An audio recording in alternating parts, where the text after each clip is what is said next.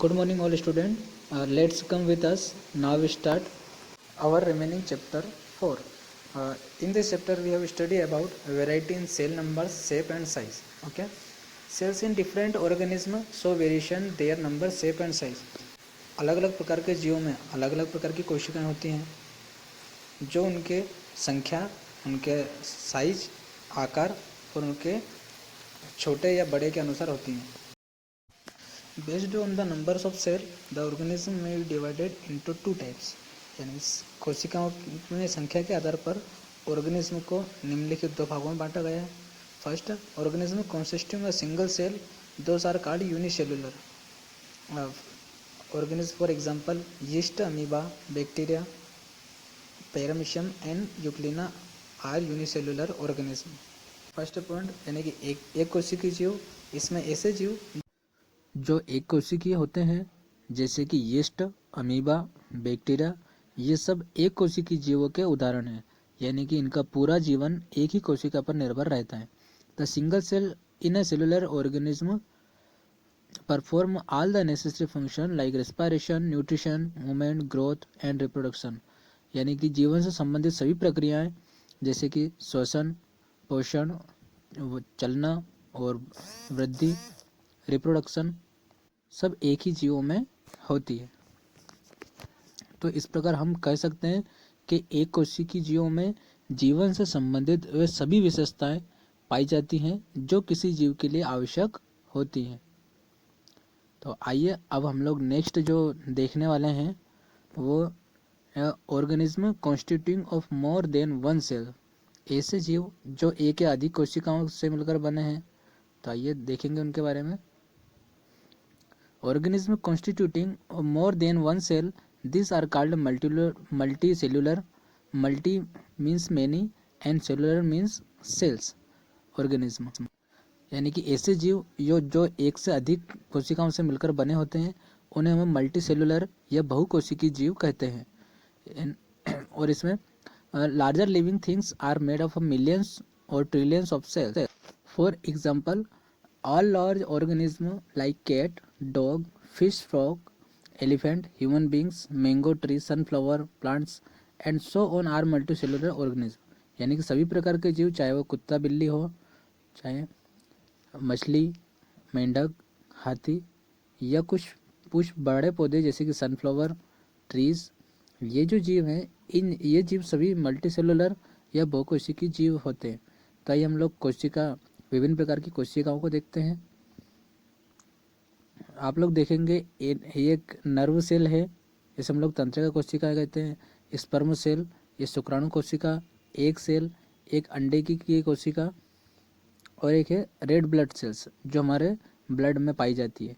तो ये सभी क्या है, एक प्रकार की कोशिका ही हैं. लेकिन ये जो कोशिका है इन कोशिकाओं का सभी का आकार प्रकार सभी का भिन्न भिन्न है. जैसे कि नर्व सेल ये हमारे तंत्रिका तंत्र, मस्तिष्क और हमारे शरीर के विभिन्न भागों में पाया जाता है. स्पर्म सेल यह एक पुरुषों के सीमन में पाई जाने वाली संरचना है.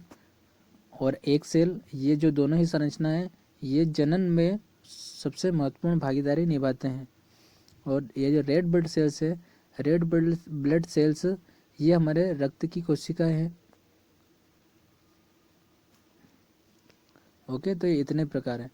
आइए हम लोग और देखते हैं इनके बारे में. अब जो हम लोग पढ़ेंगे वो हम लोग पढ़ने वाले हैं cell shapes.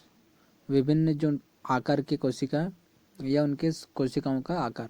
Sales occur in different shapes and this shapes are related to their specific function. यानी कि कोशिका अनेक प्रकार की होती है, उनके विभिन्न आकार होते हैं. और ये जो होते हैं इनके कुछ स्पेसिफिक या विशेष प्रकार के कार्य होते हैं. You can notice the variety of shapes of cell. तो आइए हम लोग उनके आकार के बारे में जान लेते हैं. सबसे पहले हम लोग देखेंगे इरेगुलर शेप, यानी कि अनिश्चित आकार जैसे कि अमीबा और श्वेत रक्त कणिकाएं. दूसरा, राउंड और स्पेरिकल शेप यानी कि गोलाकार या वृत्ताकार संरचना जैसे कि एग सेल्स. फिर हम देखेंगे स्पिंडल शेप्ड यानी कि long and pointed at the two ends, जिसके दो या अधिक जोड़ हों, इस प्रकार की कोशिकाएं. ओके, जैसे कि मसल सेल. तो आइए अब हम लोग और देखते हैं आगे और कौन कौन से प्रकार हैं। एक है इलोंगेटेड थिन एंड ब्रांच असा नर्व सेल, यानी कि जो लंबी कोशिका हो, शाखित हो, जैसे कि नर्व सेल्स। किडनी और किडनी बीन शेप्ड असा गार्ड सेल, जैसे कि गार्ड सेल जो होती है वो हमारी किडनी के आकार की होती है। लॉन्ग एंड रेक्टेंगुलर, जैसे कि मिसोफिल सेल्स पत्तियों में पाई जाती है। डिस्कोइड और डिस्क शेप्ड असा रेड ब्लड सेल, जैसे डिस्क के आकार की कोशिका है। लाल रक्त कण। तो आइए हम लोग सेल ऑर्गन के बारे में बात करते हैं। सबसे पहले देखेंगे सेल मेम्ब्रेन, कोशिका भित्ति थी जो पदार्थों के आवागमन कंट्रोल करती है। आइए हम लोग दूसरा देखेंगे माइट्रोकांडिया, यह कोशिका का पावर हाउस होता है, इसलिए इसे हम लोग पावर हाउस या एनर्जी का सोर्स कहते हैं। ओके, फिर हम लोग देखते हैं राइबोसोम, इसका जो मुख्य कार्य होता है वो प्रोटीन बनाना। नेक्स्ट हम देखेंगे एंडोप्लाज्मिक रेटिकुलम, फिर हम देखेंगे लाइसोसोम, जिसका काम होता है पदार्थों को तोड़ना और उन्हें एक स्थान से दूसरे स्थान पर लेकर जाना, जो पूरी कोशिका को कंट्रोल करता है और जो डीएनए कंटेन करता है। लेकिन इसके बाहरी क्षेत्र में कई छोटे छोटे छिद्र पाए जाते हैं। देखिए हम लोग न्यूक्लियस के अंदर होता है न्यूक्लियोलस। फिर देखते हैं गोल्गी बॉडी, इसका मुख्य कार्य हार्मोन का सिक्रेशन करना, अर्थात कोशिका का प्रत्येक अंग एक इकाई की तरह कार्य करता है, जैसे कि सेल में जो पदार्थों को इन आउट करती है। फिर लाइसोसोम को देखा, ये भी कोशिका के अंदर होता है लाइसोसोम। माइट्रोकांडिया एनर्जी देता है। राइबोसोम प्रोटीन फैक्ट्री कहलाता है। एंडोप्लाज्मिक रेटिकुलम जालिकावत संरचना है। और न्यूक्लियस जो पूरी कोशिका को कंट्रोल करता है। आइए, तो हम लोगों ने ये सभी इनके जो देखे हैं, सभी ऑर्गन के विभिन्न विशेष प्रकार के कारण हैं और ये सभी ऑर्गन अपना अपना कार्य करते हैं, तभी हमारा हमारा शरीर और हमारी कोशिकाएं निश्चित रूप से वर्क करती है, ग्रोथ करती है। तो हमने ये सब देख लिया। इसके बाद हम लोग जो कोशिका हैं उनके सेल्स में जैसे कि एनिमल और प्लांट सेल दोनों का आप लोग देखिए। प्लांट सेल में सेल वाल और क्लोरोफिल, बस दोनों में ही अंतर होता है, बाकी लगभग सेम ही होता है। ठीक है, दो अंतर होते हैं, एक क्लोरोप्लास्ट और सेल वाल का। क्लोरोप्लास्ट इसको हम लगभग कहते हैं और यह प्रकाश संश्लेषण या फोटोसिंथेसिस करता है। प्लांट सेल में रिक्त स्थान होता है, जिसे हम लोग वैक्यूल्स कहते हैं, और इसकी आउटर सेल वाल कठोर होती है।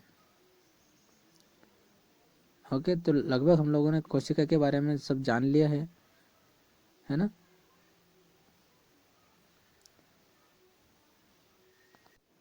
एक बार और सभी को आप देख लीजिए, आपको समझ में आ जाएगा।